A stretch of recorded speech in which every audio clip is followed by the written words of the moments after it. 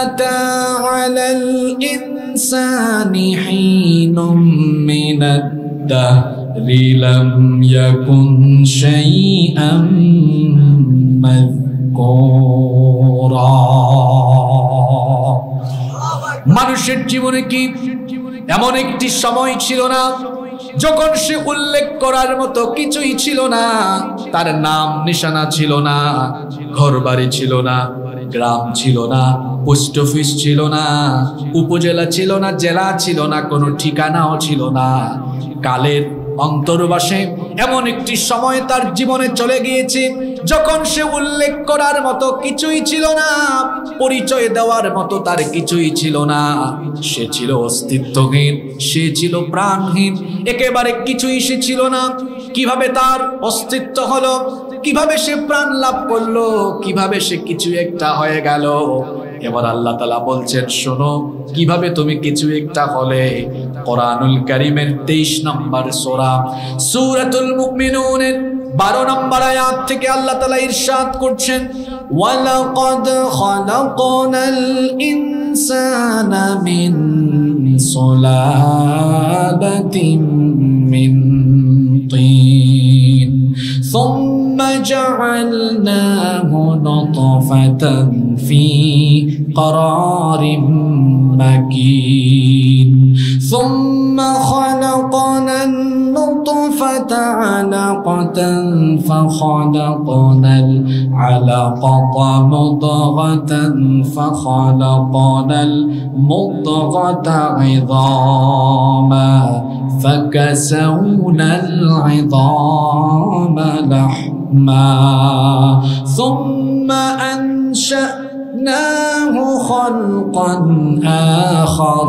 فتبارك الله أحسن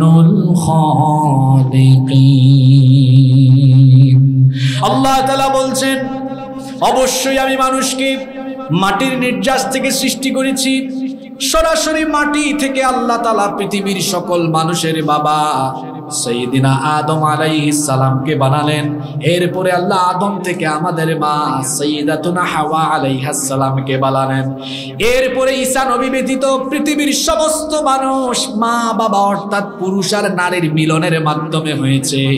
আল্লাহ তাআলা বলছেন, শোনো ভাবসাব কমাও, তুমি কিছুই ছিলে না, কিভাবে তোমার জন্ম হয়েছে এবার শোনো। আল্লাহ তাআলা বলছেন, সুম্মা জাআলনাহু নুতফাতান ফি قرارٍ مكين। পুরুষের 1 ফোঁটা স্পাম, 1 ফোঁটা শুক্রাণু, 1 ফোঁটা নাপাক পানি, এটা থেকে আমি তোমার সৃষ্টি আরম্ভ করলাম। ওই নাপাক পানি ফুটাকে আমি নারীর জরায়ুর ভেতরে সুরক্ষিত আধারে একটি জায়গার মধ্যে আমি রেখে দিলাম। এরপরে আমি সেই শুক্রবিন্দুকে, সেই স্পাম ফুটাকে আমি জমাট বাঁধা রক্তে পরিণত করলাম। এরপরে জমাট বাঁধা রক্তকে আমি গোশতপিণ্ড বানালাম। এরপরে সেই গোশতকে আমি বড় একটা হাড্ডিতে রূপান্তর করলাম। তারপরে হাড্ডির উপরে গোশতের পোশাক পরিয়ে দিয়ে তোমার একটা স্ট্রাকচার আমি দিলাম। তোমার যে এত সুন্দর ফেস, তখন আমি ফেস দেওয়া আরম্ভ করলাম। তখন আমি তোমার চক্ষু দিলাম, নাক দিলাম, ঠোঁট দিলাম, 2 কান দিলাম, হাত পা দিয়ে সুন্দর একটা আকৃতি দিয়ে তোমার মায়ের গর্ভের ভেতরে আমি তোমাকে রেখে দিলাম। আল্লাহ তাআলা কোরআনুল কারীমের 22 নম্বর সূরা সূরাতুল হাজ্জের 5 নম্বর আয়াতে বলছেন, ওয়ানুকিরু ফিল আরহামি মা নাশাউ ইলা আজালিম মুসাম্মা। অতঃপর তোমার মায়ের গর্ভের ভেতরে আমি আল্লাহ একটি নির্দিষ্ট সময় পর্যন্ত রেখে দিলাম, 9 মাস 10 মাস। যখন সেই সময়টা ফুরিয়ে গেল, সময়টা শেষ হয়ে গেল, তখন আমি আল্লাহ কি করলাম শোনো, সুম্মা নুখরিজুকুম তিফলা, ছোট্ট একটা বাচ্চার সাইজে তোমার মায়ের পেটের ভেতর থেকে বের করে দুনিয়াতে আমি আল্লাহ তোমাকে নিয়ে আসলাম। আল্লাহু আকবার। তাহলে কি বুঝলেন? এই 2টা আয়াত গবেষণা করে দেখেন। আল্লাহ বলেছেন 7টি স্টেপে 7টি পর্যায়ে মানুষ বানিয়েছি। বিজ্ঞানগত ফুটানি করে আজকের হিউম্যান এমব্রায়োলজি ভ্রূণতত্ত্ব নিয়ে যারা গবেষণা করেন, তারা গবেষণা করে দেখেছেন 7টি পর্যায়ে মানুষকে বানানো হয়েছে। আর এই 7টি পর্যায়ের কথা আল্লাহ সূরা মুমিনুনের 12 থেকে 14 নম্বর আয়াতে বড় সুন্দর করে তুলে ধরেছেন। বলেন সুবহানাল্লাহ। কিভাবে 7টি পর্যায়ে মানুষ বানানো হলো শুনেন। এই আয়াতে এসেছে প্রথম উপাদান হলো মাটি, মাটির নির্যাস থেকে হয়েছেন বাবা আদম, আদম থেকে হাওয়া, এরপরে নারী পুরুষের মিলনে সন্তান কেমনে আসতেছে। 2 নাম্বার হলো শুক্রাণু স্পাম, 3 নম্বরে স্পাম ফুটাকে জমাট বাঁধা রক্তে পরিণত করা হয়, 4 নম্বরে জমাট বাঁধা রক্ত গোশতপিণ্ডে পরিণত হয়, 5 নম্বরে ওই গোশতপিণ্ডকে হাড্ডিতে রূপান্তর করা হয়, 6 নম্বরে হাড্ডির উপরে অস্থিপুঞ্জর দিয়ে গোশতের পোশাক পুড়িয়ে দিয়ে অবয়ব দেওয়া হয়। আর 7 নম্বরে হলো এরপরে মায়ের পেটের ভেতরে থাকে ধাপে ধাপে কয়েক মাস অবস্থান করিয়ে পূর্ণাঙ্গ আকৃতি দিয়ে বাচ্চার আকারে আল্লাহ দুনিয়াতে নিয়ে আসে। আল্লাহ তাআলা সূরা বাকারার আয়াতে বলছেন কাইফা তাকফুরুনা বিল্লাহি ওয়া কুনতুম আমওয়াতান ফাআহইয়াকুম সুম্মা ইউমীতুকুম সুম্মা ইউহয়ীকুম সুম্মা ইলাইহি তুরজাউন। কি করে তোমরা আল্লাহর সাথে কুফরি করো, আল্লাহর সাথে নাফরমানি করো। ওয়া কুনতুম আমওয়াতা, অথচ তুমি ছিলে মৃত, তুমি ছিলে প্রাণহীন, তোমার কোনো অস্তিত্ব ছিল না। এভাবে 7টি প্রক্রিয়ায় আপনাকে আমাকে আমাদেরকে যিনি অস্তিত্ব দিলেন, গলার আওয়াজ বড় করে বলেন তিনি কি? অস্তিত্ব হলো এই যে আমি এখন 5 ফুট 9 ইঞ্চি, আপনারা 5 ফিট 6 ইঞ্চি 7 ইঞ্চি, কেউ 6 ফিট, এত লম্বা মানুষ। আল্লাহ বলেছেন তুমি ছিলে ছোট্ট একটা বাচ্চা। এই আয়াতে আল্লাহ বলছেন সূরা হজের 5 নম্বর আয়াতের পরের অংশে আল্লাহ বলছেন সুম্মা লিতাবলুগু আশুদ্দাকুম ওয়া মিনকুম মান ইউতাওয়াফফা ওয়া মিনকুম মান ইউরাদ إلى أرذل العمر لكي لا يعلم من بعد علم شيئا। আল্লাহ তাআলা বলেছেন অতঃপর তোমাকে যৌবন বয়স পর্যন্ত উপনীত করা হলো, আর তোমাদের মধ্যে কাউকে কাউকে এই যৌবন বয়সে মৃত্যু দেওয়া হয়। বলেন তো অকাল মৃত্যু আমাদের সমাজে আছে না নাই? আল্লাহ তাআলা বলছেন আবার কাউকে কাউকে হীনতম বয়সে অর্থাৎ বার্ধক্যে পৌঁছায় দেওয়া হয়। আর যে ব্যক্তি বার্ধক্যে যায় তার পরিস্থিতি এমন হয়, আল্লাহ তাআলা বলছেন মাইয়ুরাদ্দু ইলা আরযালিল উমরি, আল্লাহ যাকে চান তাকে হীনতম বয়সে পৌঁছান, বার্ধক্যে পৌঁছান, তখন তার অবস্থা এমন হয় লিকাইলা ইয়ালামু মিন বাদি ইলমিন শাইআ, অবস্থা এমন হয় সারা জীবন অনেক কিছু জানার পরেও দেখা যায় বার্ধক্য বয়সে গিয়ে মানুষ ভুলে যাওয়ার মতো অবস্থা হয় কি হয় না? জোরে বলেন হয় কি হয় না? তুমি কি করে আল্লাহর সাথে কুফরি করো, নাফরমানি করো, আল্লাহর আইন লঙ্ঘন করো। বান্দা তুমি তো কিছুই ছিলে না, তোমাকে আমি এভাবে বানালাম। বানানোর পরে দুনিয়াতে আসলে, আসার পরে তোমার ফুটানি বন্ধ হয় না। কত ভাবসাব, তোমার টাকার অহংকার, পয়সার অহংকার, ক্ষমতার অহংকার, তুমি এই জমিনে দম্ভ ভরে বিচরণ করো, আল্লাহর আইন মানো না, আল্লাহর হুকুম মানো না। অথচ যে আল্লাহ জীবন দিয়েছেন ওই আল্লাহ আবার আল্লাহর নির্ধারিত হায়াত শেষ হয়ে গেলে আবার তিনি প্রাণ কেড়ে নিবেন। আমাদের প্রাণের মালিক কি? আসতে বলবেন না, জোরে বলেন আমাদের প্রাণের মালিক কি? সে আল্লাহর নির্ধারিত সময় যখন শেষ হয়ে যাবে, ফুটুস শেষ, আপনার জীবন ঘড়ির কাঁটা বন্ধ হয়ে যাবে। প্রত্যেকটি মানুষকে মৃত্যুর স্বাদ আস্বাদন করতে হবে। এজন্য আল্লাহ কোরআনে কারীমের 3 নম্বর সূরা আলে ইমরানের 185 নম্বর আয়াত, কোরআনের 21 নম্বর সূরা আম্বিয়া এর 35 নম্বর আয়াত, কোরআনে কারীমের 29 নম্বর সূরা আনকাবুতের 57 নম্বর আয়াত, 3 সূরার 3 আয়াতে আল্লাহ একই কথা বলেছেন, কুল্লু নাফসিন যায়িকাতুল মাউত, every soul will take the taste of death. প্রত্যেকটি প্রাণসত্তাকে মরণের স্বাদ আস্বাদন করতে যেখানেই থাকবেন মৃত্যু আপনার সাথে এসে সাক্ষাৎ করবে। এজন্য আল্লাহ তাআলা কোরআনে কারীমের 4 নম্বর সূরা সূরাতুন নিসা 78 নম্বর আয়াতে বলেছেন, আইনামা তাকুনু ইউদরিকুমুল মাউতু ওয়ালাউ কুনতুম ফি বুরুজিম মুশাইয়াদা। যেখানেই তোমরা থাকো না কেন মৃত্যু এসে তোমাদের সাথে সাক্ষাৎ করবে। এমনকি উঁচু কোনো টিলায় গিয়েও যদি তোমরা অবস্থান নাও, সেখানেও এসে মৃত্যু তোমার সাথে সাক্ষাৎ করবে।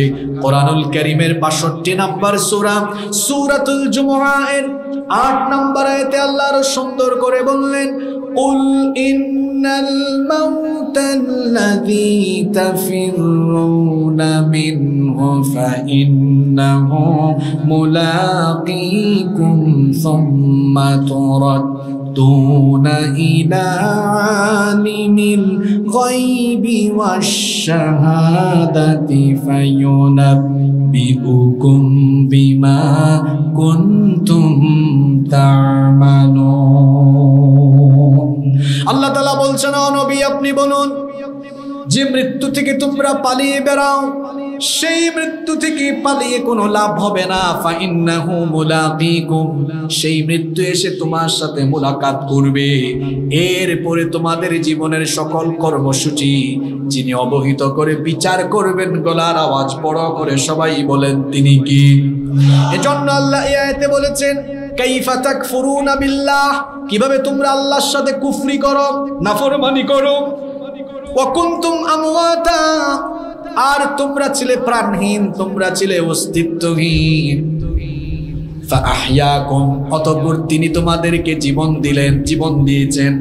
এই জীবন তোমাদের আসল জীবন নয়, এই জীবনের পরে তোমাদের জন্য মৃত্যু আছে। সুম্মা ইউমীতুকুম, তোমাদের মৃত্যু যিনি ঘটাবেন তিনি কে? আর মনে করো না মরার পরেই সব শেষ, মরার পরে শুরু হবে। এজন্য আল্লাহ বলেছেন, মরার পরে সুম্মা ইউহয়িকুম সুম্মা ইলাইহি তুরজাউন, অতঃপর তিনি তোমাদেরকে আবার জীবিত করবেন। এই আমি আমার মূল কথায়, মূল পয়েন্টে আসলাম। আপনাদের মনোযোগ আছে তো?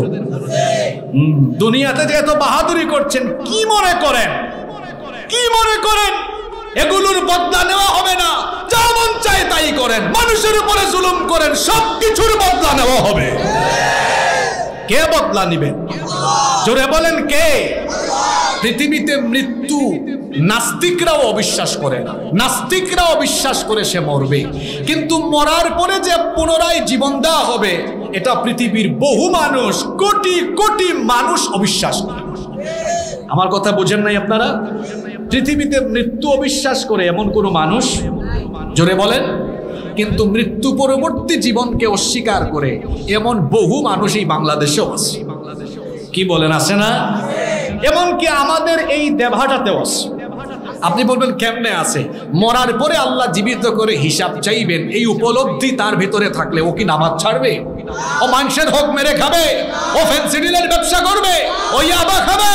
ও কি মানুষের উপরে জুলুম করবে? তার তো আল্লাহর ভয় নাই, হিসাবের ভয় নাই, পুনরুত্থানের ভয় তার ভেতরে। মরার পরে শেষ না শুরু? পুরুষ মানুষের মতো জবাব দেন, শেষ না শুরু? এই পৃথিবীতে বাবা আদম থেকে নিয়ে আমাদের নবী পর্যন্ত আলাইহিমুস সালাম, যত আম্বিয়া আলাইহিমুস সালাম এসেছেন, সব নবী রাসূল তার উম্মতকে তাওহীদ আর রিসালাতের দাওয়াতের পাশাপাশি 3 নম্বরে এই বাস, পুনরুত্থানের ব্যাপারে সতর্ক করেছেন। এমনকি ইমানের যে রুকন আছে, ইমানের যে স্তম্ভগুলো আছে, স্তর আছে, তার মধ্যে একটি অন্যতম রুকন হলো ওয়াল বাসি বাদাল মাউত, মৃত্যুর পরে পুনরুত্থান। মৃত্যুর পরে আবার আমাদেরকে জিন্দা করবেন কে? আপনাদের কথা কি বলতাম, নবী রাসূলদের সাথে সেই যুগের উম্মতরা ঠাট্টা করেছে, বেয়াদবি করে বলেছে, দেখো কি পাগলামি কথা। এগুলো কোরআনের ভেতরে আছে না নাই?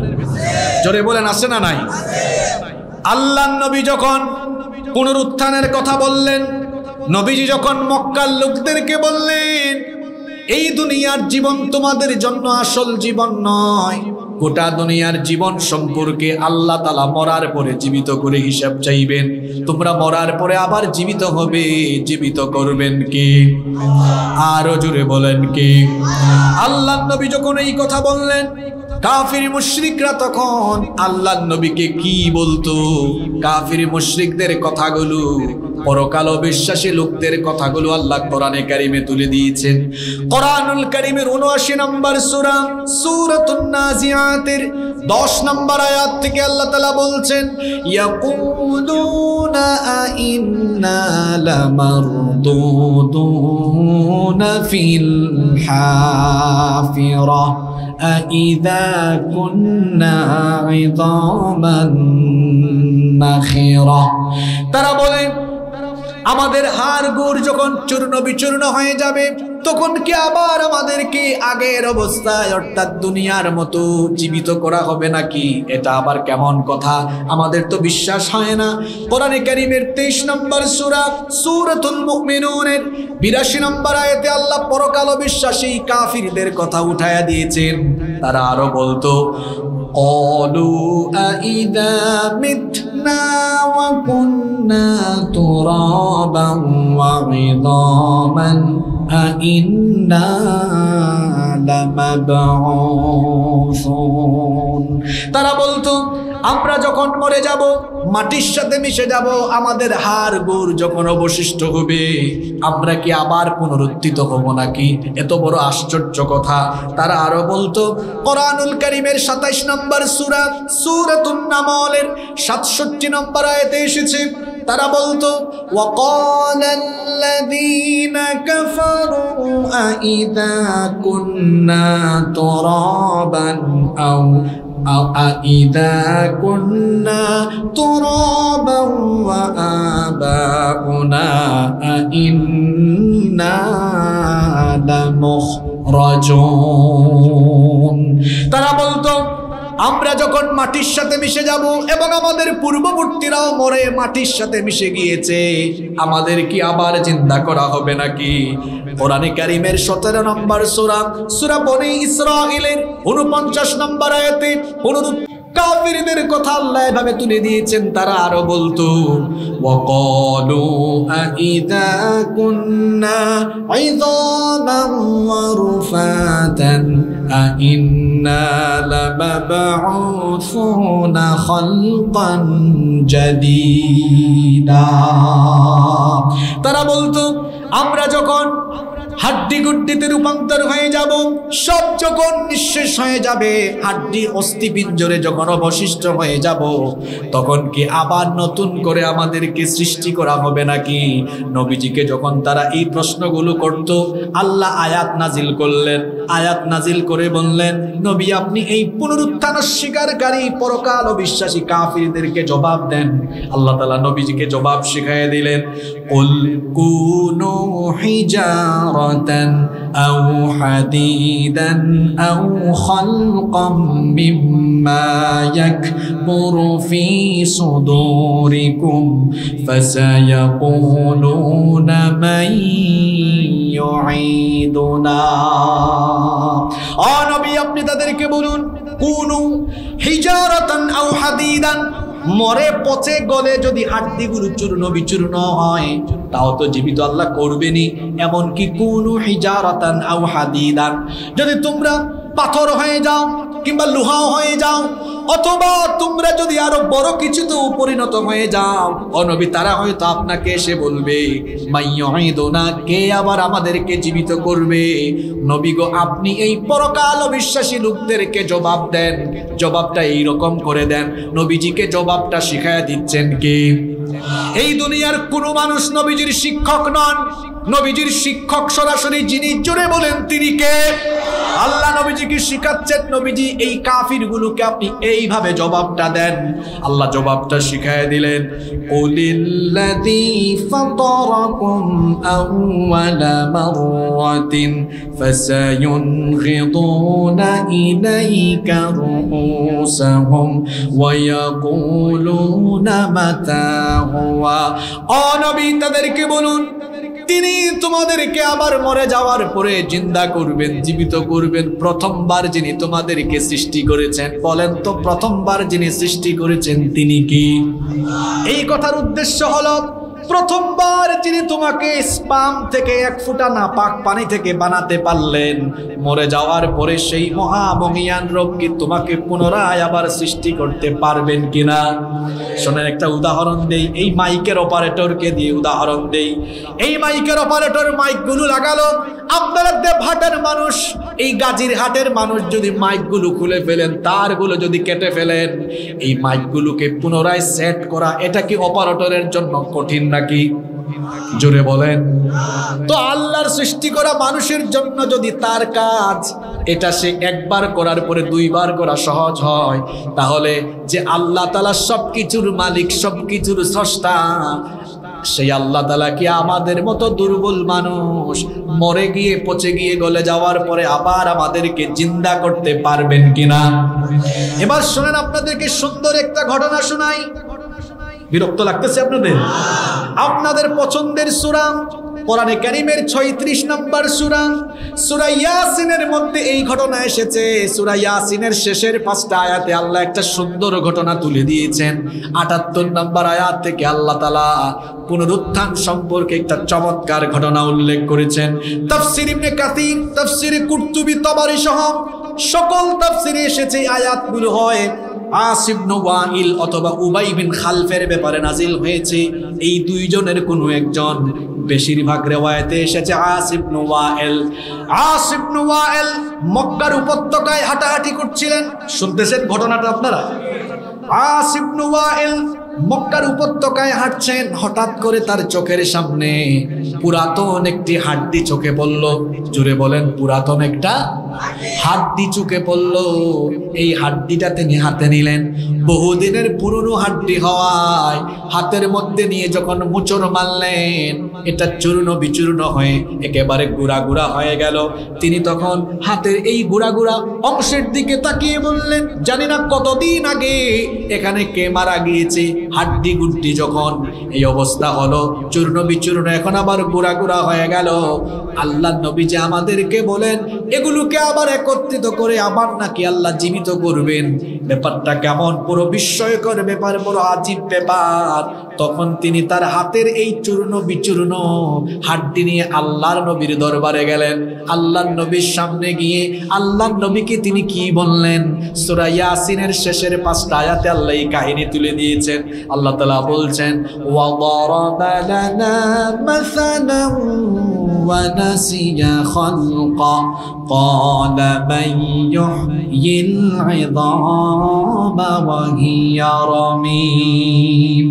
আল্লাহ তাআলা বলছেন, সে আমার উদ্দেশ্যে আমাকে উপমা পেশ করে ও নবী, অথচ তার নিজের পরিচয় সে ভুলে গিয়েছে, তার সৃষ্টি সম্পর্কে সে অনবহিত হয়ে গিয়েছে। সে বলে, সে আপনাকে বলছে এই চূর্ণ বিচূর্ণ গুড়া গুড়া হয়ে যাওয়া হাড্ডিগুলোকে আবার পূর্বের অবস্থায় ফিরিয়ে কি করে আল্লাহ জীবিত করবেন। নবী গো, আপনি তাকে জবাবটা দেন এভাবে। আল্লাহ নবীকে জবাব শিখায়া দিলেন। নবী তাকে বলেন, কুল ইউহয়িহাল্লাযী আনশাআহা আউওয়ালা মাররাতিন ওয়া হুয়া বিকুল্লি খালকিন আলীম। আল্লাহু আকবার! কি সুন্দর জবাব! নবী বলেন, ইউহয়িহাল্লাযী আনশাআহা আউওয়ালা মাররা, প্রথমবার যিনি তোমাকে সৃষ্টি করেছেন, মরে যাওয়ার পর পরের বার তুমি ধ্বংস হয়ে গেলেও পরের বার তিনি আবার তোমাকে সৃষ্টি। সুবহানাল্লাহ কইতে ইচ্ছে করে না? আসেন বিষয়টা বুঝায় দিই। আমার হাতে কি? জোরে বলেন। মোবাইল মাঝে মাঝে নষ্ট হয় না? কি আপনাদের সাক্ষীরাতে মোবাইল নষ্ট হয় না? নষ্ট হয়ে গেছে, নিয়ে গেলেন মোবাইলের দোকানে। মোবাইলের আপনারা কি বলেন, মিকার বুঝেন না কারিগর বুঝেন? হ্যাঁ, মেকানিক, মেকানিক বলেন নাকি? আচ্ছা, মোবাইলের মেকানিকের কাছে গেলেন। মোবাইলের মেকানিক মোবাইল এটা খুলে ভিতরের পার্টস সব আলাদা আলাদা করে। আপনি সাধারণ মানুষ এটা দেখলে মাথা হ্যাং করবে, কি রে সব দেখি খুলে ফেলছে। 1 ঘন্টা 2 ঘন্টা সে তার সব কাজ শেষ করে পার্ট পার্ট যে অংশগুলো আছে সবগুলোকে আবার জায়গা মতো সেট করে ঠিক করে বলে নেন আপনার মোবাইল, আবার জোড়া লাগায় দেয়। দেয় কি দেয় না? একটা মোবাইলের সব খুলে ফেললো, একদম সব খুলে ফেলেছে, আবার এটাকে জোড়া লাগালো। গাড়ির গ্যারেজ আছে না, গ্যারেজ, গাড়ি অ্যাক্সিডেন্ট হলে ডেন্টিং পেন্টিং এ দেওয়া হয়। ওই গ্যারেজ মিস্ত্রিরা দেখবেন ডেন্টিং পেন্টিং এর সময় কি করে, গাড়ির চাকা 4টা খুলে ফেলে, দরজা 4টা খুলে ফেলে, তারপরে গাড়ির ভেতরের বাইরে ইন্টেরিয়র এক্সটেরিয়র সব একদম খুলে আলাদা আলাদা করে ফেলে। আলাদা আলাদা করে খোলার পরে তার সব কাজ করে আবার সব জোড়া লাগায়া গাড়ি গ্যারেজ থেকে এমন ভাবে বের করে দেয় পেইন্টিং দিয়ে রং করে, মনে হয় শোরুম থেকে গাড়ি বের হয়েছে। এই যে গাড়ির গ্যারেজওয়ালা একটা গাড়ির পার্টস খুলে আর মোবাইলের মেকানিক মোবাইলের সবকিছু খোলা দিয়ে আবার জোড়া লাগায় দিল, এই গাড়ির গ্যারেজের মিস্ত্রি বা মোবাইলের মেকানিকের মাথায় এই জ্ঞানগুলো দিয়েছেন কে? আল্লাহর দেওয়া জ্ঞান দিয়ে এরা যদি কোনো জিনিস খুইলা আলাদা আলাদা কইরাও যারা আবার জোড়া লাগাইয়া আবের অবস্থায় ফিরাই আনতে পারে, তো জ্ঞানদাতা মহামজ্ঞান ক্ষমতাবান সেই আল্লাহ বুঝি আপনার হাত পা হাড্ডি গুড্ডি মাংস সব ছিন্ন বিচ্ছিন্ন হয়ে গেলে আপনার মতো দুর্বল মানুষকে আল্লাহ সব অঙ্গ প্রত্যঙ্গ ফিটিংস দিয়া আল্লাহ আবার জোড়া লাগাইয়া জিন্দা করতে পারবেন না? জোরে বলেন পারবেন কিনা? আল্লাহ তাআলা বলছেন কেন পারবো না? কোরআনুল কারীমের 75 নম্বর সূরা সূরাতুল কিয়ামাহ 37 নম্বর আয়াত থেকে আল্লাহ বলছেন, আলাম ইয়াকুনু তুফাতাম মিন মানিয়্যুমনা সুম্মা কানা আলাকাতান ফাখালাকা ফাসাওয়া ফাজআলা মিনহুজ যাওজাইনিল যাকারা ওয়াল উনসা। আল্লাহ তাআলা বলছেন, তুমি কি স্থলিত 1 ফোঁটা শুক্রবিন্দু ছিলে না? তুমি কি 1 ফোঁটা স্পাম 1 ফোঁটা নাপাক পানি ছিলে না? সেই নাপাক পানি ফোঁটাকে আমি জমাট বাঁধা রক্তে পরিণত করে এরপরে আমি তোমাকে সুবিন্যস্ত করেছি। যেখানে তুমি 1 ফোঁটা পানি ছিলে, পানিও ছিলে না, পানি থেকে আমি আল্লাহ তোমাকে এত সুন্দর করে বানালাম। তোমার মতো দুর্বল মানুষ মরে মাটির সাথে মিশে গেলে হাড্ডি গুড্ডি আলাদা হয়ে গেলে আলাইসা যালিকা বিকাদিরিন আলা আন ইউহয়িয়াল মাউতা। তোমার মতো সেই মানুষ আবার যদি একেবারে ছিন্ন বিচ্ছিন্ন হয়ে যায়, তোমাকে কি জীবিত করা আমার জন্য কঠিন না সহজ? জোরে বলেন কঠিন না সহজ? আরে দুনিয়াতে এমন ঘটনা আল্লাহ দুনিয়ার মানুষের চোখের সামনে ঘটিয়েছেন, মানুষের চোখের সামনে মেরে ফেলে তাকে আল্লাহ জীবিত করছেন। আল্লাহু আকবার। এরকম কয়েকটা ঘটনা কোরআনে কারিমে আছে। এরকম 4টা সংক্ষিপ্ত ঘটনা আপনাদেরকে শোনাতে চাই। শুনবেন আপনারা? শুনবেন আপনারা?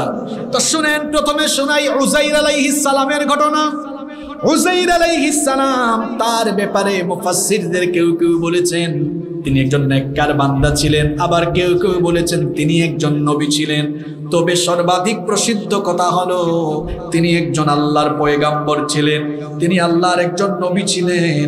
উযাইর আলাইহিস সালামের ঘটনা কোরআনুল কারীমের 2 নম্বর সূরা সূরাতুল বাকারা এর 259 নম্বর আয়াতে আল্লাহ সুন্দর করে বর্ণনা করছেন।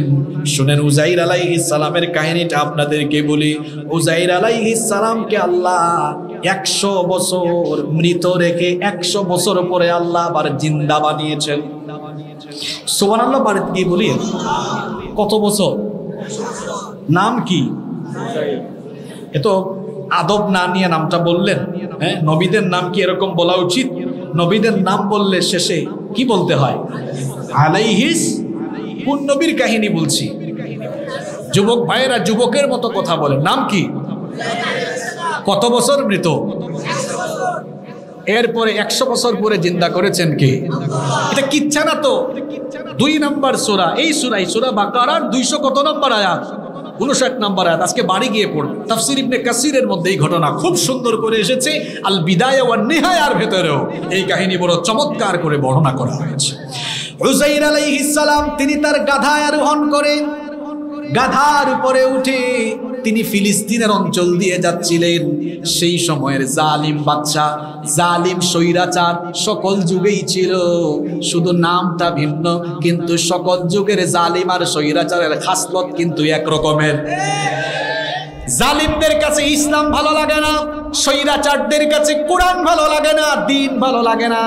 এই জন্য পৃথিবীর শুরু থেকে আজ পর্যন্ত, আজ থেকে নিয়ে কিয়ামত পর্যন্ত সকল যুগের স্বৈরাচার, সকল যুগের জালেমরা ইসলামওয়ালাদের উপরে হিংস্র হায়নার মতো ঝাঁপিয়ে পড়েছে। কিন্তু আল্লাহর দ্বীনের পথে অবিচল থাকা লোকগুলো জালিমদেরকে ভয় পায় না, স্বৈরাচারদেরকে ভয় পায় না, কারণ মুমিনদের দিলে কেবলমাত্র একজনের ভয় আছে, তিনি কে? আল্লাহকে যারা ভয় করে তারা কাউকে ভয় করে, এটা পরীক্ষিত কথা। এই জন্য পূর্ববর্তী যুগের স্বৈরাচার জালিমেরা আল্লাহর দ্বীনের মুজাহিদদেরকে সামনে এনে বলেছি, হয় তুমি জীবনের মায়া ছাড়ো, নইলে ঈমান ছাড়ো। জালিম আর স্বৈরাচারদের সামনে আমাদের পূর্ববর্তী ঈমানদাররা দীপ্ত কণ্ঠে বলেছিলেন, স্বৈরাচার জালিমের দল, তোমরা আমার কাছ থেকে আমার জীবন কেড়ে নিতে পারবা, আমার কাছ থেকে আমার ঈমান তোমরা কেড়ে নিতে পারবা না। আল্লাহু আকবার। এইরকম ঈমানদার হতে হবে, কোন জালিম আর স্বৈরাচারের ভয়ে ঈমানকে বিক্রি করে দেওয়া যাবে না। প্রয়োজনে শহীদ হয়ে শাহাদাতের অমীয় সুধা পান করে শাহাদাতের ঈদগাহে শামিল হয়ে যেতে হবে, তাও জালিমের সাথে বাতিলের সাথে আপোষ চলবে না। আল্লাহ এই জাতের ঈমান আমাদেরকে দান করুন। বলছিলাম উযাইর আলাইহিস সালামের কথা, গাধার পিঠে আরোহণ করে বাইতুল মুকাদ্দাস মসজিদে আকসার পাশের এলাকা ফিলিস্তিন দিয়ে যাচ্ছিলেন। সেই সময় বাবেল নগরীর জালেম বাদশা বুখতেনসর ফিলিস্তিন আক্রমণ করে গোটা ফিলিস্তিনের বনি ইসরাইলের লোকদের উপরে এমন ভাবে হিংস্র হায়নার মতো ঝাঁপিয়ে পড়েছিল। বনি ইসরাইলের লোকদেরকে, অসংখ্য লোকদেরকে নিহত করেছিল, ঘর বাড়ি একেবারে চূর্ণ বিচূর্ণ করে মাটির সাথে মিশায়া দিয়েছিল।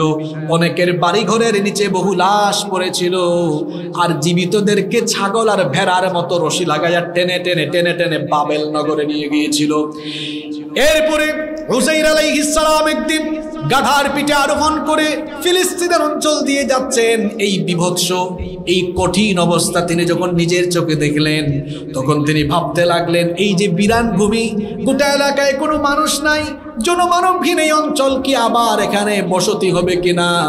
আবার এই যে বাড়ি ঘরের নিচে এতগুলো লাশ পড়ে আছে, এই লাশগুলোকে, এই মৃত ব্যক্তিগুলোকে কিভাবে আল্লাহ আবার জীবিত করবেন? আল্লাহ তাআলা কিভাবে এদেরকে আবার জিন্দা করবেন? তিনি যখন এমনটা ভাবছেন, তিনি গাধার পিঠ থেকে নেমে একটা জায়গায় বসে তিনি আঙ্গুরের রস খাচ্ছিলেন, ডালিম খাচ্ছিলেন, কিছু ফলের জুস ছিল, খাবার দাবার সামনে ছিল, এগুলো খাচ্ছিলেন আর ভাবতেছিলেন, এই বিরাট এলাকা ধ্বংস করে দিল, এই জালিম বাদশা ধ্বংস করলো, বাড়ি ঘরের নিচে এত লাশ, কিভাবে এদেরকে আবার কিয়ামতে পরকালে চিন্তা করা হবে? এমনটা তিনি যখন ভাবতেছিলেন, আল্লাহ তাআলা সঙ্গে সঙ্গে উযাইর আলাইহিস সালামকে ঘুম পাড়িয়ে দিলেন, অর্থাৎ মৃত্যু ঘটাইয়া দিলেন। শুনতেছেন আপনারা? এই রকম করে এক মৃত্যুতে তিনি 100 বছর শেষ হয়ে গেল। জুড়ে বলেন কত বছর? এই ঘটনাটা আমি এবার কোরআন থেকে শোনাই। আল্লাহ তাআলা বলছেন, আও কাল্লাযী মাররা আলা ক্বরয়াতিন ওয়া হিয়া খাওয়ায়াতুন আলা উরুশিহা ক্বালা আন্না ইউহয়ী হাযিহিল্লাহু বা'দা মাউতিহা। আল্লাহ তাআলা বলছেন, অথবা তার উদাহরণ সেই ব্যক্তির মতো যে একটি জনপদ দিয়ে অতিক্রম করছিল, যে জনপদ একেবারে তছনছ হয়ে গিয়েছিল, সেটা দেখে সে বলেছিল, আন্না ইউহয়ী হাযিহিল্লাহু বা'দা মাউতিহা, এদের মৃত্যুর পরে কিভাবে আল্লাহ এদেরকে আবার জীবিত করবেন? আল্লাহ তাআলা কি করলেন? ফাআমাতাহুল্লাহু মিআতা আমিন সুম্মা বা'আথা। এই চিন্তা যখন তিনি করছিলেন, ফাআমাতাহুল্লাহ, আল্লাহ তাকে মৃত্যু দিলেন, আল্লাহ তার মৃত্যু ঘটালেন, মিআতা আমিন, 100 বছর আল্লাহ তার মৃত্যু দিয়ে রাখলেন। সুম্মা বা'আথা, অতঃপর 100 বছর পরে তাকে জিন্দা করলেন কি আল্লাহ? পারবেন না? আল্লাহ যখন জিন্দা করলেন, ফেরেশতা পাঠালেন। প্রথমে তার চোখ খুলল। চোখ খোলা মাত্রই তিনি দেখলেন, হায় হায়, আমি তো চোখ বন্ধ করার আগে দেখেছিলাম এটা বিরান ভূমি, কোনো বাড়ি ঘর কিছুই নাই।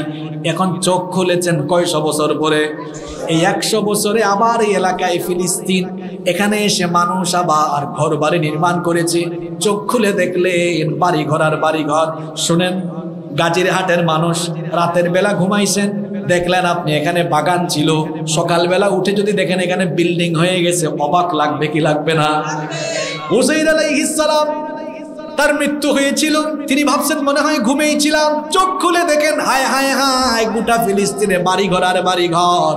আল্লাহ তাআলা ফেরেশতা পাঠালেন। ফেরেশতা এসে তখন তাকে জিজ্ঞেস করলো, এই আয়াতে এসেছে, আল্লাহ তাকে জিজ্ঞেস, ফেরেশতা বলল কাম লাবিথা, কতদিন আপনি ঘুমেছিলেন, কতদিন অবস্থান করেছেন?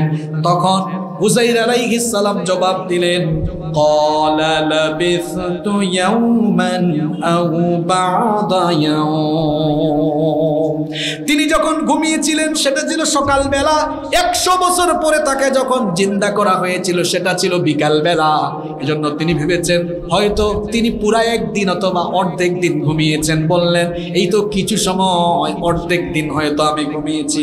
তখন তাকে বলা হলো, না, আপনি আসলে একদিন বা অর্ধেক দিন ঘুমান নাই। ক্বালা বাল লাবিথতা মিআতা আম, বরং আপনি 100 বছর ঘুমিয়েছিলেন, মৃত ছিলেন। আল্লাহু আকবার! 100 বছর আপনি মৃত ছিলেন। কিন্তু অবাক করা কাণ্ড হলো, আপনি চোখ বন্ধ করার আগে আপনার দস্তরখানায় সামনে যে খাবার দাবার ছিল, যে জুস ছিল, তাকায়া দেখেন, ফানদুর ইলা তাআমিকা ওয়া শারাবিকা লাম ইয়াতাসান্না। আপনার খাবার দাবার আর পানির দিকে তাকান, চোখ বন্ধ করার আগে যেরকম ছিল খাবারগুলো এখনো সেরকম তরতাজা আছে, ভালো আছে। এখনো আঙ্গুরের জুসের মধ্যে টক টক কোনো ভাব আসে নাই। লাম ইয়াতাসান্না, এগুলো এখনো অপরিবর্তনীয় আছে। এবং তাকে বলা হলো, আপনার গাধার দিকে তাকান, আপনার গাধা কিন্তু আর গাধা নাই, গাধা বহু আগে মারা গিয়েছে। সুবহানাল্লাহ বলবেন না? তিনি সত্যি সত্যি দেখলেন খাবার দাবার ঠিক আছে, কিন্তু গাধা নাই। এই যে শুনেন, আল্লাহ বলছেন, ওয়ানদুর ইলা হিমারিকা ওয়া লিনাজআলাকা আয়াতান লিন্নাসি ওয়ানদুর ইলাল ইযামি কাইফা নুনশিজুহা থুম্মা নাকসুহা লাহমা। আপনার গাধার দিকে তাকান, আপনার গাধার দিকে তাকান, এটা বহু আগে মারা গিয়েছে। তিনি দেখলেন হ্যাঁ, এটা মরে গিয়ে পচে হাড্ডি গুড্ডি সব ছিন্ন বিচ্ছিন্ন হয়ে আছে। এবার আল্লাহ কি করলেন শোনেন। আল্লাহ বললেন, উযাইর, তোমার চোখের সামনে দেখাই কিভাবে 100 বছর তোমাকে আমি মৃত রেখে জীবিত করেছি, এটার প্রমাণ তুমি নাও। তোমার চোখের সামনে তোমার মৃত গাধার এই হাড্ডি গুড্ডিকে কিভাবে আমি জোড়া লাগাইয়া, এই হাড্ডি গুড্ডির উপরে মাংসের পোশাক পরাইয়া তোমার চোখের সামনে গাধাকে আমি আবার জীবিত করে দিলাম। আল্লাহু আকবার! উযাইর আলাইহিস সালাম এই কাহিনী চোখের সামনে দেখে তিনি তখন আল্লাহর বরত্ব ঘোষণা করলেন। বলেন, আল্লাহ, আমার আর এখন কোনো সন্দেহ নাই, মরার পরে তুমি কিভাবে জীবিত করবে, এই কুদরতি ঘটনাই পরকাল অবিশ্বাসী মানুষদের জন্য যথেষ্ট। সুবহানাল্লাহ। বলছিলাম পৃথিবীতে এইরকম ঘটনা ঘটেছে। সূরার নাম সূরা, জোরে বলেন। এবার সেই গাভীর ঘটনাটা বল। এই গাভীর ঘটনার ভেতরে মানুষ জিন্দা করার আরেকটা কাহিনী আছে। আপনাদের কষ্ট হচ্ছে? 10-15 মিনিট মনোযোগ থাকা যাবে না? ঘটনাটা না বলে কি শেষ করে দিব? ঘটনাটা শুনবেন। এই গাভীর ঘটনাটা বলছি, শুনবেন তো? আল্লাহ তাআলা বলছেন, এই ঘটনাটা কোরআনুল কারীমের 2 নম্বর সূরা কোরআন 67 নম্বর আয়াত থেকে 74 নম্বর আয়াত পর্যন্ত আল্লাহ তাআলা বর্ণনা করছেন।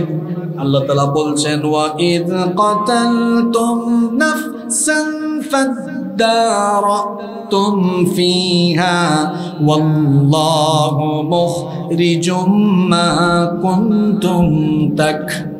তাকুতুমুন।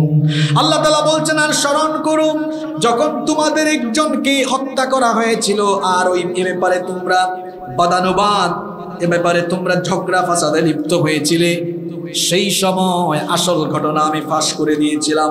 ঘটনাটা ছিল এই, বিভিন্ন তাফসীরের মধ্যে এই ঘটনাটা এসেছে এবং কোরআনে কারীমের ভেতরে ঘটনাটা বিস্তারিত বর্ণনা হয়েছে।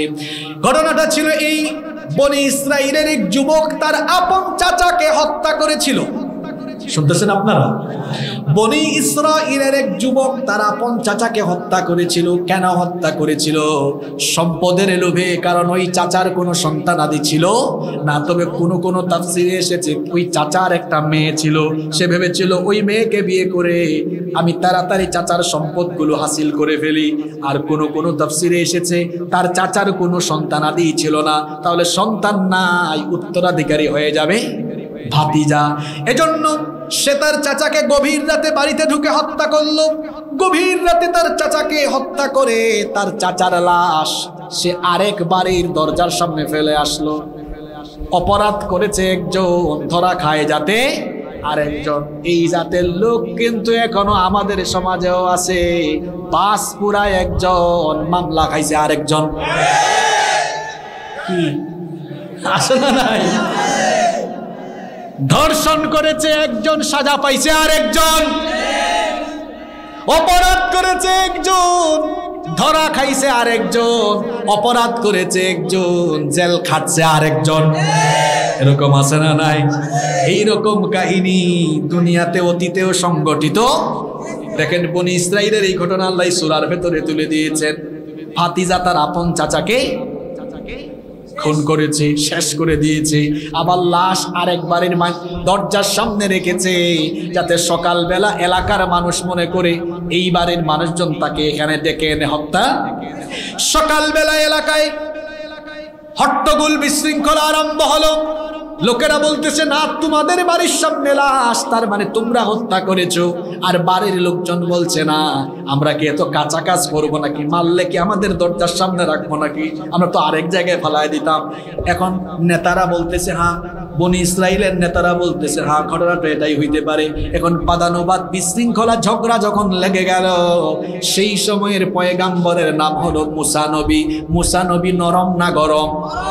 আরো জোরে বলেন, নরম না গরম? তারা এবার মুসা নবীর কাছে গেলেন।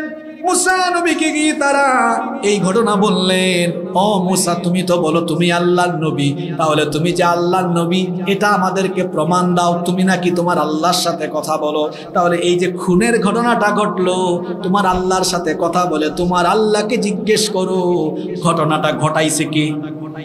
শুনতেছেন আপনারা? তোমার আল্লাহকে জিজ্ঞেস করো ঘটনাটা ঘটাইল কি। যদি তোমার আল্লাহর সাথে কথা বলে সঠিক ফয়সালা দিতে পারো, এই ব্যক্তিকে কে হত্যা করলো, তুমি যদি বের করে দিতে পারো, আমরা বুঝবো তুমি আসলেই আল্লাহর নবী। মুসা নবী তখন আল্লাহকে কল করলেন। মুসা নবী সরাসরি আল্লাহর সাথে কথা বলতেন। সুবহানাল্লাহ মুখের ভিতর দিয়ে বেরোয়। মুসা নবী আল্লাহ তাআলাকে এই সম্পর্কে জিজ্ঞেস করলে আল্লাহ মুসা নবীকে বললেন, ও মুসা, তুমি এদেরকে বলো। সূরা বাকারার 67 নম্বর আয়াত থেকে আল্লাহ বর্ণনা করছেন।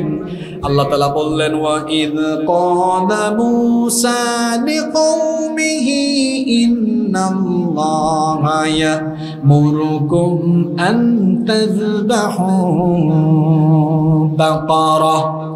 স্মরণ করো যখন মূসা তার সম্প্রদায়কে বললেন, তোমরা আমার কাছে জানতে চেয়েছো, হত্যাকারীর আসল পরিচয় জানতে চেয়েছো।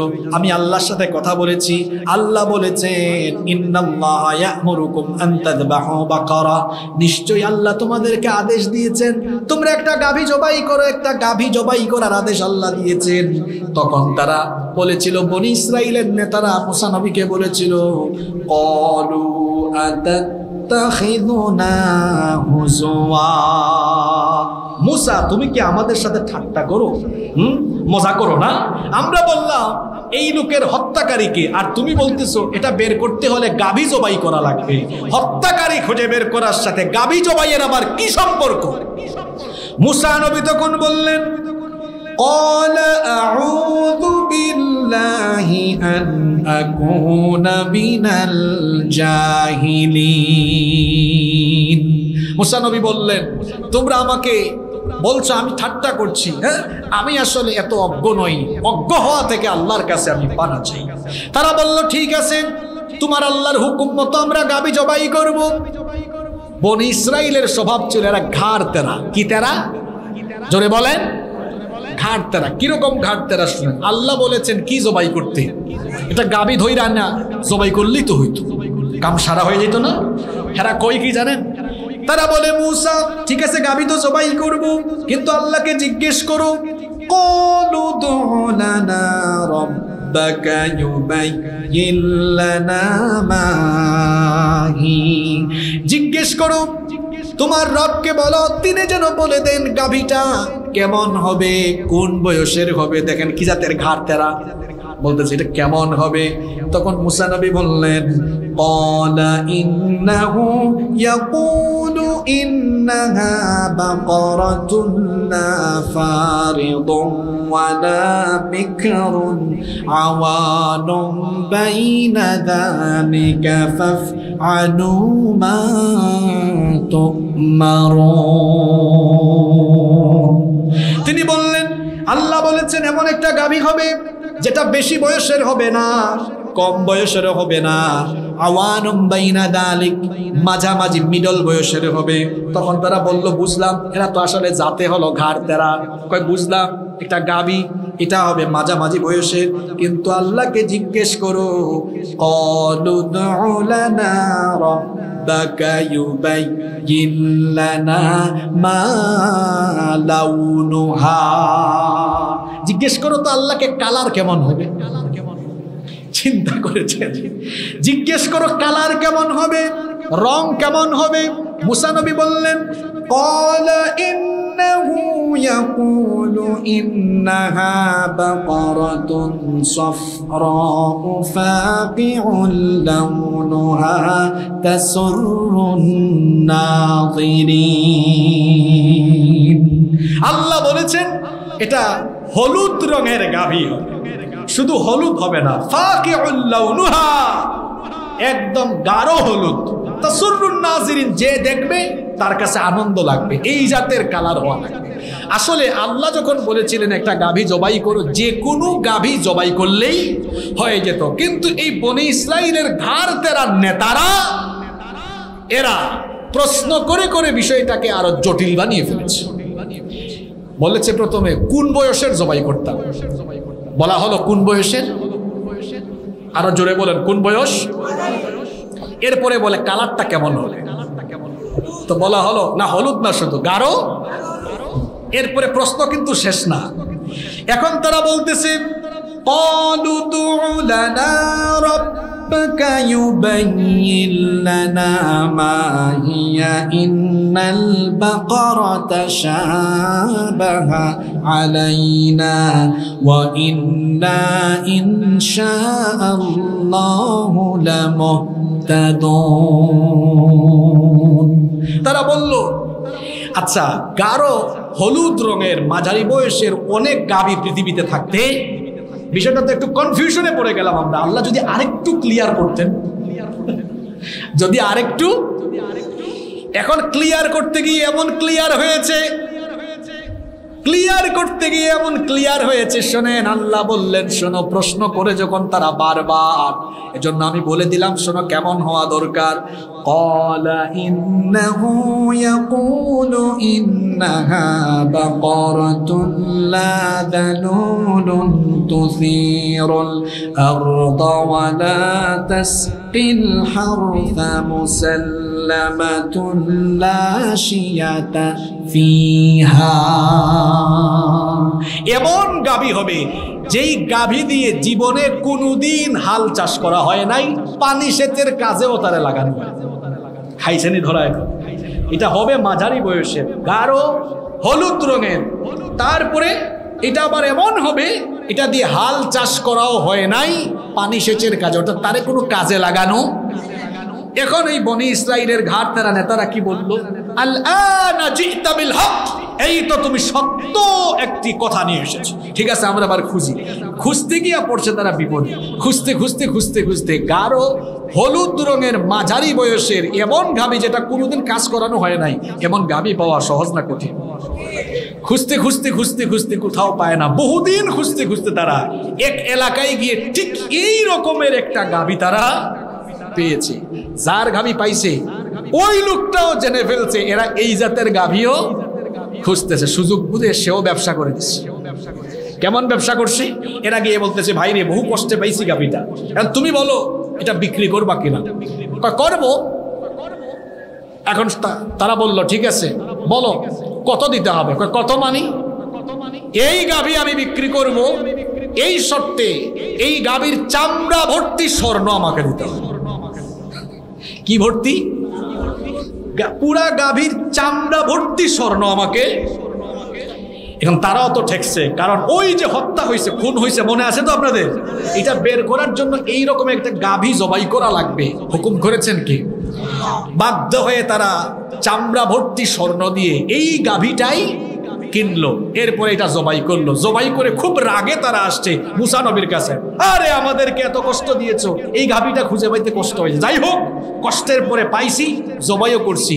এখন বলো গাভী জবাইয়ের সাথে এই হত্যাকারী খুঁজে পাওয়ার কি সম্পর্ক? আসলে বনি ইসরাইলের লোকেরা বাছুর পূজা করত। কি পূজা করত?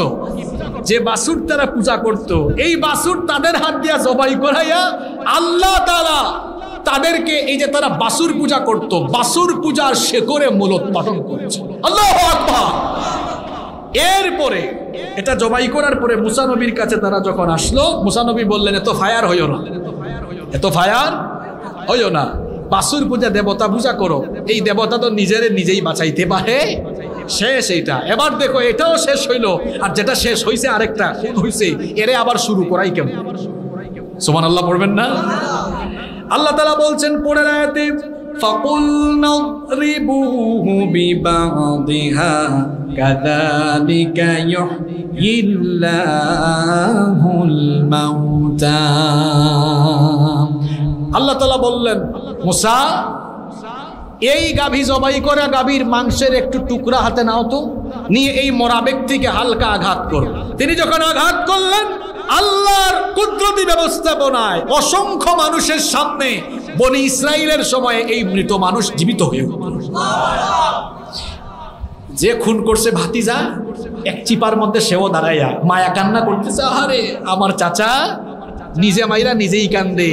এই ধরনের হত্যাকারী আমাদের সমাজেও আছে, যারা মিডিয়ার সামনে গ্লিসারিন মেখে কান্নার অভিনয় করে, অথচ এই হত্যার পেছনে তার হাত রয়েছে।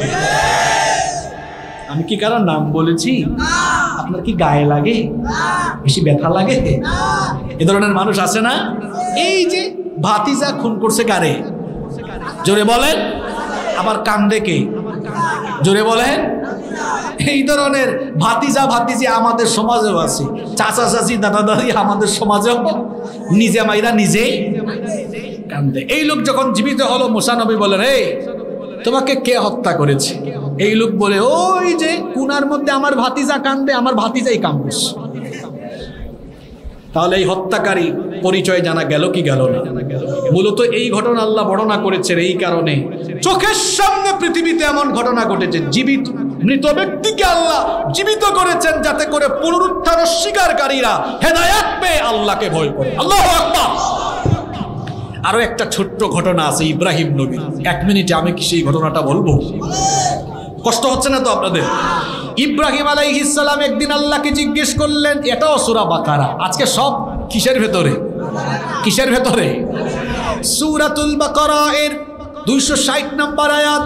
ইব্রাহিম আলাইহিস সালাম আল্লাহ তাআলাকে একদিন জিজ্ঞেস করলেন, ওয়া ইয ক্বালা ইব্রাহিম রাব্বি আরিনি কাইফা তুহয়িল মাউতা। স্মরণ করো, ইব্রাহিম যখন বলেছিলেন, হে রব তুমি কিভাবে মৃত ব্যক্তিকে জীবিত করো? আল্লাহ তখন বললেন, ক্বালা আওয়ালাম তুমিন, তুমি কি বিশ্বাস করো না? আমার ক্ষমতা নিয়ে কি তোমার কোনো সন্দেহ আছে নাকি? ইব্রাহিম নবী তখন বললেন, ক্বালা বালা ওয়ালাকিন লিয়াতমাইন্না কলবি, অবশ্যই আমি বিশ্বাস করি, কিন্তু তুমি যদি এটা আমাকে জানিয়ে দাও, আমার অন্তর এটা যদি দেখায় দাও, আমার অন্তর আরো প্রশান্ত হয়ে যাবে। আল্লাহ বললেন, ঠিক আছে ইব্রাহিম, তোমার চোখের সামনে দেখাবো কিভাবে আমি মরাকে জিন্দা করি। আল্লাহ তাআলা ইব্রাহিম নবীকে এবার বললেন, ক্বালা ফাখুয আরবাআতাম মিনাত الطير فصرهن إليك ثم اجعل على كل جبل منهن جزءا। ইব্রাহিম, তুমি 4টি পাখি লালন পালন করে এদেরকে ভালো মতো পোষ মানাও। তিনি 4টি পাখি লালন পালন করে পোষ মানালেন। এরপরে আল্লাহ বললেন, এই 4টি পাখিকে তুমি তোমার নিজের হাতে জবাই করো। এই 4টি পাখিকে তিনি নিজের হাতে জবাই করলেন। এই পাখির মাংস হাড্ডি গুড্ডি টুকরা টুকরা করলেন। এরপরে আল্লাহ তাআলা বললেন, এই পাখির গোশত মাংস হাড্ডি গুলোকে তুমি এবার পাহাড়ের মধ্যে ছড়িয়ে ছিটিয়ে দাও। তিনি এগুলোকে কিমায় পরিণত করে ছড়িয়ে ছিটিয়ে দিলেন। আল্লাহ তাআলা বললেন, ইব্রাহিম দেখো, তোমার লালন পালন করা পাখিগুলোকে জবাই করে টুকরা টুকরা করে কিমায় পরিণত করে পাহাড়ে তুমি উড়াইয়া দিলে। দেখো এগুলোকে আবার কিভাবে জোড়া লাগায়া তোমার সামনে আমি নিয়ে আসি। তুম্মা দাউহুন্না ইয়াতিনাকা সায়া, এবার তুমি ডাক দাও, ডাক দাও, আল্লাহর আদেশে পাখিগুলো আবার আমার কাছে আসো। তিনি যখন বললেন আল্লাহর আদেশে পাখিগুলো ফিরে আসো, 4টা পাখি আবার জীবিত হয়ে উড়ে উড়ে তার সামনে হাজির হয়েছে। কি বলেন, আল্লাহ মরাকে জিন্দা করতে পারবেন কি পারবেন না? পারবেন কি পারবেন না? সূরা কাহাফ পড়বেন। আসহাবে কাহাফের 7 যুবককে আল্লাহ 309 বছর ঘুম পাড়িয়ে 309 বছর পরে আবার জিন্দা করেছেন। সুবহানাল্লাহ, বাড়িতে গিয়ে বলিয়ে। শেষ উদাহরণ দেই আপনাদেরকে। এই যে মাটির নিচে আপনারা বসেছেন, এই যে মাটির নিচে, এই যে মাটিতে আপনারা বসেছেন, এই মাটি দিয়ে আপনাদেরকে উদাহরণ দেই। কয়েকদিন ধরে গরম কম না বেশি? বিভিন্ন এলাকায় জমিন ফেটে গিয়েছে। আমি কিছুদিন আগে এই সাতক্ষীরা তালাতে মাহফিল করেছি। এমন এক জমিনের উপরে জমিন দেখলাম একদম ফেটে গিয়েছে, ফেটে চৌচির হয়ে গিয়েছে। এই ফেটে যাওয়া জমিন, এই অনুর্বর মরা জমিনকে যিনি জিন্দা বানান তিনি কে? এটা তো আপনার চোখের সামনে ঘটনাটা ঘটে, আপনি কি দেখেন না? আল্লাহ তাআলা আপনাকে এবার কি বলছেন শোনেন। কোরআনুল কারীমের 7 নম্বর সূরা সূরাতুল আরাফের 57 নম্বর আয়াতে আল্লাহ তাআলা বলছেন, ওয়া হুয়াল্লাযী ইউরসিলুর রিয়াহা বুশরান বাইনা ইয়াদাই রাহমাতিহি হাত্তা ইযা আকাল্লাত সাহাবান সিকালান সুকনাহু লিবালাদিন মাইয়িতিন ফাআনজালনা বিহিল মাআ ফাআখরাজনা বিহি মিন কুল্লি থামারাত। আল্লাহ তাআলা বলছেন, তিনি হচ্ছেন সেই সুমহান সত্তা যিনি তার রহমতের বৃষ্টি নাজিল করার আগে বাতাস পাঠান। বাতাস পাঠায় আল্লাহ মেঘমালাগুলোকে একত্রিত করেন। মেঘমালাগুলোকে একত্রিত করে দুনিয়ার মৃত ফেটে যাওয়া চৌচির হওয়া জমিনের উপরে মেঘমালা নিয়ে সেই মেঘমালা থেকে বৃষ্টি যিনি বর্ষণ করেন, জোরে বলেন তিনি কি? আল্লাহ বলেন, সেই মেঘমালা থেকে বৃষ্টি বর্ষণ করে আমি জমিনটাকে সিক্ত বানাই, উর্বর বানাই। এরপরে তোমরা সেখানে ধানের ক্ষেত করো, সেখানে তোমরা বিভিন্ন ধরনের ফসল উৎপন্ন করো। তাহলে বান্দারে বলো তো, তোমাদের এই মরে যাওয়া, অনুর্বর হয়ে যাওয়া জমিনটাকে আমি যদি রহমতের বৃষ্টি দিয়ে তোমাদের চোখের সামনে জিন্দা বানায়া ফসল ফলানোর উপযুক্ত বানাতে পারি, তোমাদের মতো বান্দারা মরে গেলে তোমাদেরকে আবার আমি জিন্দা করতে পারবো কিনা? এবার আসেন, আল্লাহ এই কথাটাই বলছেন, কাইফা তাকফুরুনা বিল্লাহি ওয়া কুনতুম আমওয়াতান ফাআহইয়াকুম সুম্মা ইউমীতুকুম সুম্মা ইউহয়ীকুম সুম্মা ইলাইহি তুরজাউন। কিভাবে তোমরা আল্লাহর সাথে কুফরি করো? এই যে আমাকে বলা হয়েছে কিভাবে তোমরা সুদ খাও, ঘুষ খাও, নামাজ ছাড়ো, মা বোনেরা পর্দা ছেড়ে বেপর্দায় বের হও, যত ধরনের গুনাহ আছে সব ধরনের নাফরমানি তুমি কেমনে করো বান্দা? তুমি তো কিছুই ছিলে না, তোমাকে জীবন দিলাম, জীবন দেওয়ার পরে আমি মৃত্যু ঘটাবো, মৃত্যু দেওয়ার পরে তোমাকে আবার আমি জিন্দা করব, জিন্দা করে হিসাব চাইবো। কেন আজকে ওই পুনরুত্থান নিয়ে আলোচনা করলাম? কারণ পুনরুত্থানের উপলব্ধি যে বান্দার ভেতরে আছে সে বান্দা জীবনে কোনোদিনও সুদ ঘুষ খাবে না, জীবনে কোনোদিনও সে গুনাহ করবে না। যে ব্যক্তির অন্তরে এই বিশ্বাস আছে আমি আল্লাহর সামনে যাব, আল্লাহর সামনে দাঁড়াবো, তিনি আমাকে জিন্দা করবেন, বলেন তো আপনারা সে কি নামাজ কাজা করবে?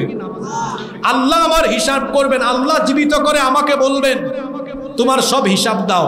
এই উপলব্ধি যার ভেতরে আছে ও কি সুদ খাবে? জোরে বলেন, সুদ খাবে? সুদ এমন নিকৃষ্ট গুনাহ, সুদের ৭০টারও বেশি গুনাহ আছে। এই ৭০টা গুনাহের মধ্যে নিম্ন পর্যায়ের গুনাহ হলো নিজের মার সাথে জিনা করা। নাউজুবিল্লাহ কইতে মন চায় না, তাহলে আমি যদি কাঁচা ভাষায় বলি, ভাটার সুদখোর যারা মায়ের সঙ্গে জিনা করার সমতুল্য গুনাহ করে তারা, এরা এত খারাপ, এরা মানুষের জাত না, অমানুষ। কারণ সুদ খাওয়া মানে হলো নিজের মায়ের সাথে জিনা। ও কি মানুষ মায়ের সাথে যে জিনা করে? কথা কর না কেন? এই পুনরুত্থান নিয়ে এত লম্বা আলোচনা আমি কেন করেছি? আরে আমাকে আল্লাহ জীবিত করবেন, আমি কবরে যাওয়ার সঙ্গে সঙ্গে জীবিত করে আমার হিসাব আরম্ভ হবে, আমার হিসাব শুরু হয়ে যাবে, আমাকে আল্লাহ বিচার করবেন। এই উপলব্ধি যার ভেতরে আছে ও নামাজ ছাড়বে, মা বাবার সাথে বেয়াদবি করবে, ওই মহিলা বেপর্দায় চলবে, একই মানুষের হক নষ্ট করবে, আলেমদের সাথে বেয়াদবি করবে, নিরপরাধ মানুষকে অপরাধী বানায় ফাঁসি দিবে, নিরপরাধীকে অপরাধী বানায় সাজা ভোগ করাবে। কেন এত অন্যায়? কেন এত পাপাচার? কেন এত গুনাহ? কারণ পুনরুত্থানের উপলব্ধি আমার ভেতরে এখনো আসে। এজন্য আমার বাবারা, আমার ভাইয়েরা, সবাইকে অনুরোধ করব আজকে এই সূরা বাকারার ২৮ নম্বর আয়াত উপলব্ধি করার চেষ্টা করুন। আল্লাহ বলছেন এক কথা এক আয়াতে, বান্দারে তুমি কিভাবে আমার সাথে নাফরমানি করো, কি করে আমার সাথে কুফরি করো। আয়াতের শেষে আল্লাহ বলেছেন সুম্মা ইহয়ীকুম, তোমাকে তো তিনি আবার জীবিত করে সুম্মা ইলাইহি তুরজাউন, তার কাছে ফিরাই আনবেন। যার কাছ থেকে এসেছো তার কাছে যাওয়া, যার কাছ থেকে এসেছো তার কাছে যাওয়া, তার কাছে হিসাব দেওয়া, তার কাছে জবাব দেওয়া। এই জবাবদিহিতার অনুভূতি যার ভেতরে আছে সে কি কোনো প্রকার গুনাহে জড়াতে পারে? আজ এখন থেকে জবাবদিহিতার অনুভূতি আমাদের ভেতরে আমরা তৈরি করতে পারবো তো? জোরে বলেন, জবাবদিহিতার অনুভূতি তৈরি করতে পারবো তো? হ্যাঁ যুবক ভাইয়েরা, শেষ কথা শোনো, আমার হাতে এটা কি? কত গ্রাম? ১২০-৩০ গ্রাম পকেটে রাখলে কষ্ট হয়? জোরে বলেন। কিন্তু পরকালীন জবাবদিহিতার উপলব্ধি নাই বলে ১২০ গ্রাম ওজনের মোবাইল দিয়ে কোটি কোটি কেজি ওজনের গুনাহ কামাই করো, যার ভার তুমি নিজেও বহন করতে পারবা। কথা বুঝেন নাই? এই ছোট্ট একটা মোবাইল ১২০-৫০ গ্রাম ওজনের মোবাইল দিয়ে এত গুনাহ করে, এগুলো যদি মিজানের পাল্লায় রাখা হয় পাপের পাল্লা যে কত ভারী হবে কল্পনাও করা যাবে না।